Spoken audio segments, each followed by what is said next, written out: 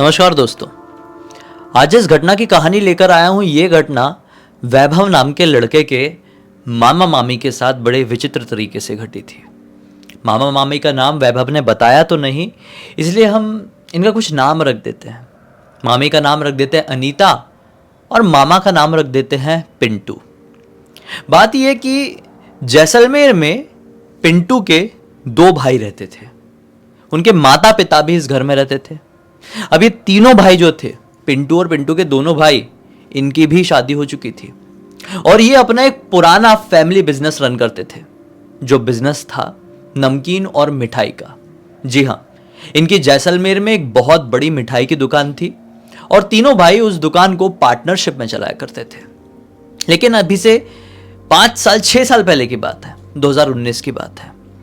किसी आपसी मतभेद की वजह से तीनों भाइयों में और खासकर ये पिंटू जी में काफी ज्यादा झगड़ा हो जाता है। पिंटू जी अपने दोनों भाइयों से ऐसी बहस करते हैं कि ठीक है भाई, अगर आप लोगों को ये दुकान समझ में आ रही है, बिजनेस समझ में आ रहा है और आपको ऐसे ही रन करना है तो आप अपने हिसाब से रन करो, मैं और मेरी पत्नी यहां से निकल जाएंगे। पिंटू सेकंड नंबर के भाई थे। इनसे बड़े वाले एक थे, इनसे छोटे वाले एक थे। पिंटू के मम्मी पापा उनको बहुत रोकने की कोशिश करते हैं, समझाने की कोशिश करते हैं, लेकिन पिंटू जी समझते ही नहीं है और फाइनली अपना फैसला ये सबको बता देते हैं कि जैसे ही हमको एक दूसरा घर मिल जाएगा हम वहां पर रहने लगेंगे। अभी तक जैसलमेर के एक अच्छे खासे बड़े बंगलों में ये तीनों भाई और इनके माता पिता रहा करते थे और इनकी पत्नियां भी। लेकिन अब इन्होंने फैसला किया कि एक छोटा सा भी कमरा मिल जाएगा तो अपनी पत्नी के साथ हम यहां से चले जाएंगे। पिंटू जी ने ऐसा बोल दिया और लग गए तलाश में। लेकिन पता नहीं क्यों, किस्मत की कहो या जैसा भी कहो, इनको कोई कमरा मिल ही नहीं रहा था, इनको कोई घर मिल ही नहीं रहा था। फिर एक दिन ये कोई घर ढूंढ के आ ही रहे थे, मतलब ऐसी तलाश करते हुए कहीं निकले थे। छुट्टी का दिन था, मतलब उस दिन इनको दुकान में जाना नहीं था काम से। काम में भी ये बहुत कम अब जा रहे थे क्योंकि थोड़ा सा झगड़ा हो गया था भाइयों से, है ना। तो ये अपना कमरा ढूंढ कर आ ही रहे थे तो इनके एक दोस्त मिलते हैं और वो बताते हैं कि अरे भाई पिंटू, मुझे पता चला है कि तू घर ढूंढ रहा है, मेरे पहचान में एक घर है, यहाँ पे तू चले जा, इतना इतना रेंट है और बहुत खास है अपने पहचान वाले। तो पिंटू जी बोलते अच्छा ऐसी बात है, तुम्हारे इतने पहचान वाले, इतने रिश्तेदार टाइप के हैं तुम्हारे आदमी, तो हम देख कर आते हैं। और पिंटू जी तुरंत वहीं की वहीं वो घर देखने के लिए चले जाते हैं। एक छोटा सा कमरा था, मतलब 1 रूम था, एक किचन था और उसी में अटैच्ड बाथरूम था। पिंटू जी सोचते हैं कि हम दो ही तो हैं पति पत्नी, क्या करेंगे ज़्यादा बड़ा घर लेकर। अभी मैं दुकान जाऊंगा या नहीं जाऊंगा, बिजनेस रन करूंगा या नहीं करूंगा, वो भी देखना पड़ेगा यार। मेरे भाइयों का सिस्टम मुझे समझ में नहीं आ रहा है, मैं छोटे घर में रहता हूँ, ज़्यादा खर्चा करके कोई मतलब नहीं है। और पिंटू जी तुरंत ही उस छोटे से घर को डन कर देते हैं। सामान अमान लेकर अपनी पत्नी के साथ 3 दिन बाद वहां पर शिफ्ट हो जाते हैं। शिफ्ट होने के 4-5 दिन तक तो सब कुछ ठीक रहा, लेकिन फिर ये एक दिन डिसाइड करते हैं कि अब मुझे दुकान जाना चाहिए, थोड़ा हालचाल देखना चाहिए कि क्या चल रहा है क्या नहीं। आखिर कुछ भी कहो, इनके परिवार का ही वो बिजनेस था, वो नमकीन की दुकान, वो मिठाई की दुकान, इनके ही परिवार का तो था सब कुछ। तो ये काम पर जाते हैं और जिस दिन काम पर जाते हैं ना, उसी दिन अनीता जी को, मतलब इनकी वाइफ को, इस कमरे में, इस घर में कुछ अजीबोगरीब चीज नोटिस होती है। अजीबोगरीब चीज इन द सेंस, ये खाना बना रही थी। खाना बनाते बनाते इनको इनके बाथरूम से अचानक से नल चालू करने की आवाज़ सुनाई थी। ये सोची कि अचानक से नल कैसे चालू हो गया। ये बाथरूम गई और नल बंद करी और जैसे किचन में आई तो देखती है कि जहाँ पर ये खाना बना रही थी एग्जैक्टली उसी जगह पर एक सफ़ेद कपड़े वाला आदमी खड़ा है और वो खाना बना रहा है। और वो आदमी कहीं से भी नॉर्मल दिखाई नहीं दे रहा था। वो आदमी का जो पूरा इतना वाला पोर्शन था ना, ये सब उखड़ा हुआ था, एकदम खोखला दिख रहा था यहाँ से, जैसे कोई बड़ी भयंकर चोट आई हुई है। अनीता जी उस आदमी को ऐसे देख कर, ऐसा वो चम्मच चला रहा था इनकी कढ़ाई में, खाना बना रहा था, अचानक से कहाँ से आया पता नहीं। अनीता जी से देखकर इतनी जोर से चिल्लाई अपनी आंख बंद करके कि पूछो नहीं, आस पड़ोस में आवाज़ चली गई। फिर वापस से अपनी आंख खोली तो सामने कोई भी नहीं था। तुरंत ही अपने घर का मेन दरवाज़ा देखी, वो बंद था और इतना भी बड़ा कोई घर नहीं था। किचन और एक कमरा ही तो था, कहीं पे भी कोई भी नहीं था। अचानक से आदमी ने कैसे दिखाई दिया। खैर, इन्होंने सोची हो सकता है मेरा वहम होगा। खाना वाना इनका बन गया, खाना वाना खा ली, कुछ बना रही होगी। सुबह तो अपने पति देव के लिए बनाई थी, वो अलग है, फिर अपने लिए भी कुछ बना रही होगी, फिर खा ली, ये सब खाना वाना हो गया। फिर इसके बाद होता यह है कि दोपहर के वक्त इनको थोड़ी सी नींद की झपकी आई।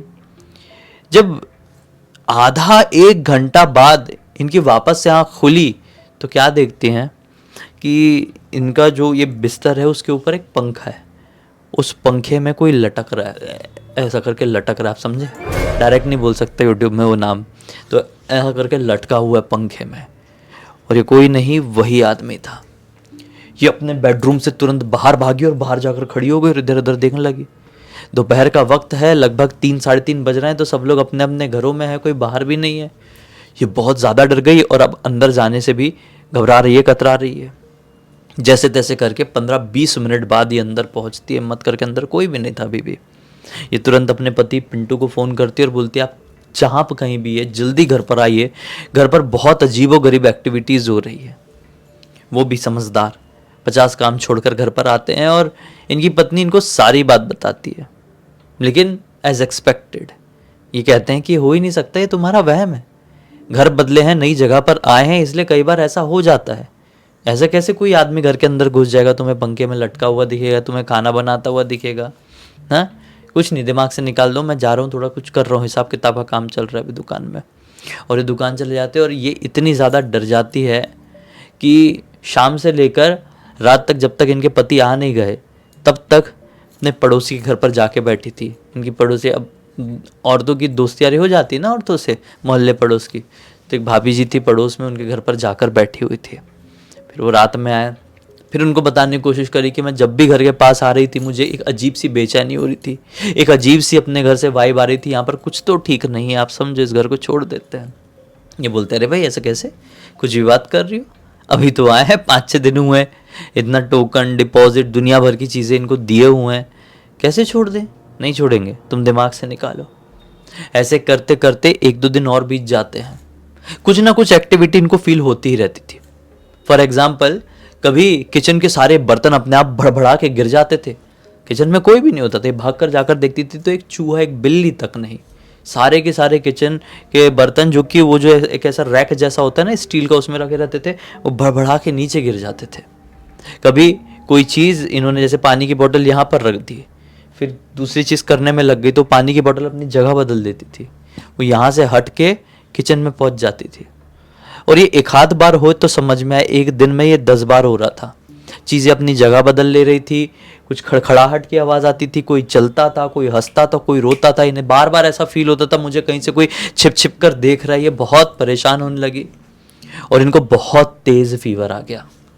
इनको फीवर आ गया तो पिंटू जी इनको फिर डॉक्टर के पास लेकर गए। तो डॉक्टर से ये बुई बहुत बोल रही कि मुझे बहुत डर लगता है, उस घर में बहुत डर लगता है। तो डॉक्टर साहब ने पिंटू जी को समझाया कि आपकी पत्नी अनीता पूरी फिट एंड फाइन थी, कुछ प्रॉब्लम नहीं थी, उनको जो भी प्रॉब्लम हुई है ना, ये डर की वजह से हुई है। वो किसी चीज़ से बहुत ज़्यादा डर रही है और वो जो भी बता रही है उस चीज़ को आप सुनो, समझो।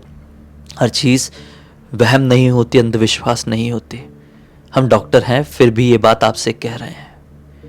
देखो, ऑन रिकॉर्ड तो ये साइंस एक्सेप्ट नहीं करता है भूत प्रेतों को, जादू टोना को, लेकिन एज अ इंसान, एज अ दुनिया का एक्सपीरियंस करते हुए हम नॉर्मल व्यक्ति ये कह सकते हैं कि ऐसी चीज़ें इस दुनिया में एग्जिस्ट ज़रूर करती हैं। आप अपनी पत्नी की बातों पर थोड़ा गौर करिए। अब ये डॉक्टर साहब के घर से, मतलब सॉरी क्लिनिक से अपनी पत्नी को अपने घर तरफ ले जाते हुए फिर से पूछते हैं कि तुम्हें क्या क्या होता है, बताओ, क्या क्या दिखाई देता है, क्या क्या सुनाई देता है। तो इनकी पत्नी अनीता जी पिंटू जी को सारी बात बताती है और पिंटू जी को अब इनकी बातें सुनकर ऐसा लगता है कि इतना ज़्यादा कुछ हो रहा है, इतना ज़्यादा ये एक्सपीरियंस कर रही है, देख रही है, सुन रही है, तो पूरा का पूरा तो फेक नहीं होगा, झूठ नहीं होगा, वहम नहीं होगा। क्योंकि इस घर में आने से पहले तक इनकी पत्नी पूरी तरह से नॉर्मल थी और इससे पहले ऐसी कोई भी बात नहीं करी थी, कोई भी हरकत नहीं करी थी जिसे देखकर, जिसे समझकर ऐसा लगे कि इनके दिमागी संतुलन में कोई प्रॉब्लम है। ये हो ही नहीं सकता था। वो दिमाग से पूरी फिट एंड फाइन थी और अब पिंटू जी को भी विश्वास हो गया कि वो किसी चीज़ से डर रही है और उनके डर की वजह से अब पिंटू जी के दिमाग में भी डर आया। रात की बात है, उसी रात को पिंटू जी की भी एक आवाज़ से नींद खुलती है। वो जैसे ही उठते हैं तो क्या देखते हैं, एक ही रूम तो था, जैसे ही उठते हैं देखते हैं कि जहाँ पर ये सो रहे हैं जिस बेड में, उस बेड में सामने इनका सोफ़ा लगा हुआ है। सोफ़ा में एकदम पैर फैला के कोई बैठा है, उसका पूरा सर यहाँ से खोखला है। इनके मुंह से भी बहुत ज़ोर से चीख निकल गई और इनकी पत्नी भी डर के एकदम ऐसा पकड़ ली, क्या हो गया, आप ठीक तो है ना? ये बोले कि तुम जो कुछ भी बोल रही थी बिल्कुल सच बोल रही थी, मुझे यहाँ पर कोई फूटे हुए सर का आदमी दिखाई दिया है। ये बोलती है देखो मैंने बोली थी ना, चलो अभी क्या अभी यहाँ से।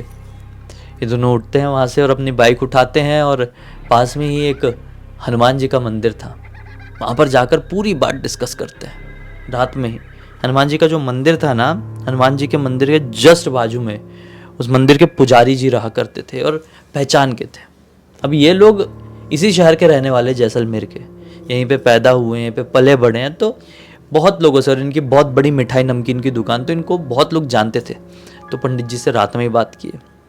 पंडित जी ने बोले सुबह आते हैं, तुम्हारा घर बांधते हैं, देखते हैं। पंडित जी सुबह आए हैं। अब पंडित जी पूरे प्रॉपर भेज में आए तो मोहल्ले पड़ोस के लोग देख लिए, बोले ऐसे कैसे पंडित जी आ रहे हैं यार। मोहल्ले वालों के कान खड़े हो गए। पंडित जी घर पे आके पूरा घर बांधे हैं, शुद्धिकरण किए हैं, पूजा पाठ हवन किए हैं। बोले कि मोहल्ले से 11 कन्याओं को लेकर और खाना खिलाओ। खाना वाना खिलाया, मोहल्ले पड़ोस के लोग जान गए, बोले क्या हुआ है आपके घर में, क्या सीन क्या है। तो फिर फाइनली पिंटू जी और अनीता जी अपने 1-2 पड़ोसियों से ये बात डिस्कस करते हैं।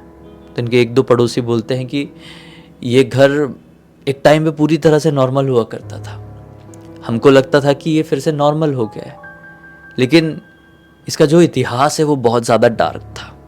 तो पिंटू जी बोलते हैं ऐसा कैसा इतिहास डार्क था, इतना सस्पेंस बना रहे हो भाई, क्लियर बताओ। तो एक पड़ोसी अंकल जी बताते हैं कि अभी से लगभग 12 साल पहले ये घर किसी और आदमी का हुआ करता था, और वो आदमी ज़्यादा उम्र का था, ये कोई 65 साल के आसपास का। उस आदमी का जो लड़का था वो फॉरेन में रहता था, शायद अमेरिका में, और वो आदमी के लड़के ने अपने बाप से पूरा कांटेक्ट तोड़ दिया था। जिसका ये घर था, वो जो 65 साल का आदमी था, उसकी पत्नी भी इस दुनिया में नहीं थी, वो मर चुकी थी। उसका खाली बेटा था और उसकी बहू थी, वो फॉरेन में रहते थे। ये आदमी पूरी तरीके से इंडिया में अकेला था, उसको कोई पूछता भी नहीं था, पता नहीं क्यों। एक दिन की बात है, वो आदमी अपने कपड़े धोया होगा और छत पे सुखाने के लिए गया था। कपड़े वपड़े सुखा के आ रहा होगा, सीढ़ी से उतरते उतरते उसका पैर फिसला और ढक ढक ढक ढक ढक करके यहाँ से पूरा माजमा बाहर आ गया। वो आदमी वहीं पर पड़े पड़े, अपने घर की सीढ़ी पे ही पड़े पड़े अपना दम तोड़ दिया। फिर क्या था, किसी को पता ही नहीं चला, क्योंकि वो बूढ़ा आदमी ना अपने किसी रिश्तेदार से फोन में बात करता था और ना ही हम पड़ोसियों से।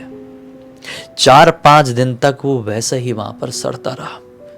फिर हम पड़ोसियों को कुछ स्मेल आई उस घर से, हमको कुछ समझ में नहीं आया कि ये क्या है। हमने तुरंत ही पुलिस वालों को फ़ोन किए।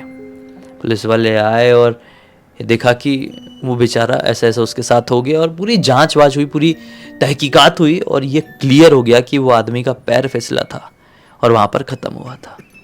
खैर, हम मोहल्ले पर उसके लोगों ने मिलजुल के उस आदमी का अंतिम संस्कार तो कर दिए थे, उसका बेटा उसके अंतिम संस्कार में भी नहीं आया, लेकिन उस आदमी का पिंडदान और जो बाकी की रिचुअल्स होती है वो तो नहीं हुई थी।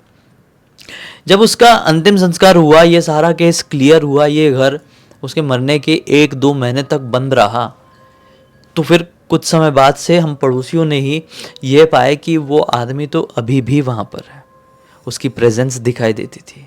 रात बेरात हम पड़ोसी कभी भी अपने घर से बाहर निकले और उसके घर की तरफ देखे, इस घर की तरफ देखे मतलब, तो छत में कई बार वो आदमी कुर्सी लगाए बैठा दिखाई देता था। कई बार घर के अंदर से ज़ोर ज़ोर से हंसने की आवाज़ सुनाई देती थी, क्योंकि वो अक्सर ऐसा करता था, टीवी लगा देता था और कुछ देखते रहता था और हंसते रहता था, तो हंसने की आवाज़ उसके मरने के बाद भी सुनाई देती थी। उसके मरने के बाद भी वो छत में बैठा हुआ दिखाई देता था, क्योंकि उसकी छत पे बैठे रहने की आदत थी। सुबह सुबह वो छत में कुर्सी लगाकर बैठता था और अखबार पढ़ता था। कई बार ऐसा होता था कि वो आदमी का घर का जो दरवाज़ा है वो कोई पीटता था अंदर से। हमको बहुत अच्छे से मालूम था कि उस घर में कोई भी नहीं है, फिर भी उसकी मौजूदगी पूरा मोहल्ला, पूरा पड़ोस एक्सपीरियंस करता था। हम लोग समझ गए कि उस घर में उस आदमी की आत्मा अभी भी है, उसको शांति नहीं मिली, उसको तृप्ति नहीं मिली है, उसको उसका जो भी लाइफ साइकिल था वो कंप्लीट होता हुआ समझ में नहीं आया, क्योंकि वो अकाल मृत्यु थी, तो उसकी आत्मा प्रेत योनि में अभी भी भटक रही है। हम लोगों ने एक पुजारी जी से बात की है और इस घर को बनवा दिए, इस घर का शुद्धिकरण करवा दिए। फिर हमको लगा कि सब कुछ ठीक। फिर कुछ सालों बाद इस घर को किसी और ने खरीद दिया, शायद उस आदमी के बेटे ने अमेरिका से आके वो घर बेच दिया था किसी को, फिर किसी और ने खरीद लिया। और फिर जिसने ये घर खरीदा वो कोई भी यहाँ पर रहने के लिए नहीं आया। अब पहले आदमी है जो उस बूढ़े आदमी के बाद यहाँ पर रहने के लिए आया, आप और आपकी पत्नी। हमने सोचे सब अच्छा ही होगा, लेकिन अचानक से आज पंडित जी को देखे तो समझ में आया कि चीज़ें नॉर्मल नहीं है, ज़्यादा कुछ परेशानी तो नहीं हुई। फिर पिंटू जी ने पड़ोसियों को बताया कि ऐसा ऐसा हुआ था। तो पड़ोसी ने बोले देखो भाई, समय यही कहता है, सिचुएशन यही कहती है कि आपका जब परिवार आपके सब अपने यहीं पर रहते हैं तो छोटी सी बात पर मतभेद करके क्या मतलब। आपका तो जीवन स्टार्ट हुआ है, उम्र भी कम है, आपको और आपकी पत्नी को अपने परिवार वालों के साथ बात करके वापस से शिफ्ट हो जाना चाहिए, सुलह कर लो। परिवार के साथ कोई झगड़ा थोड़ी होता है, ऐसा थोड़ी चलता है कि बिजनेस के नाम पे परिवार से झगड़ा कर लिए, भाइयों से झगड़ा कर लिए, माँ से झगड़ा कर लिए। तो पिंटू जी फिर अपने घर वालों के पास गए और ख़ुद से ही आपसी मतभेद को ख़त्म किए और सब कुछ ठीक हो गया। जो भी कन्फ्यूजन था, जो भी मिसअंडरस्टैंडिंग थी इस परिवार की, ठीक हो गई। और पिंटू जी ने अपनी पत्नी अनीता के साथ उस घर को हमेशा हमेशा के लिए छोड़ दिए और फिर पलट कर उस मोहल्ले के तरफ भी नहीं देखे। आज भी लेकिन पिंटू जी के जहन में उस फूटे हुए सर वाले आदमी की आत्मा की जो झलकियां हैं वो पूरी तरीके से ताज़ा है।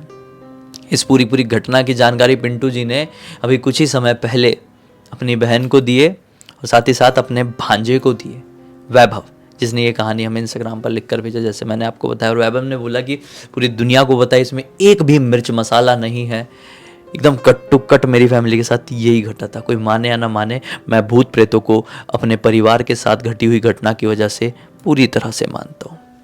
तो कैसी लगी आज की ये कहानी कमेंट सेक्शन में ज़रूर बताइए। बाकी अब तक देख लिए हैं तो लाइक ज़रूर कर देना, चैनल को सब्सक्राइब करके बेल आइकन दबा के ऑल के ऑप्शन में क्लिक करना है, क्योंकि इसी तरह के हैरान कर देने वाले खौफनाक वीडियोस डेली आप लोग के सामने लेके आता रहता हूँ। इंस्टाग्राम की लिंक इस वीडियो के डिस्क्रिप्शन बॉक्स में मिल जाए, क्लिक करके डायरेक्टली वहाँ पर पहुँच जाना। और इसी तरह की कोई भी कहानी, टॉपिक या जानकारी आप लोग के पास भी है तो लिख भेजना ना, हो सकता है मेरा अगला वीडियो कल आपके हिसाब से ही बन रहा हो। तो चलिए कल फिर से मिलते हैं, तब तक के लिए बहुत बहुत धन्यवाद। आपका दिन शुभ हो।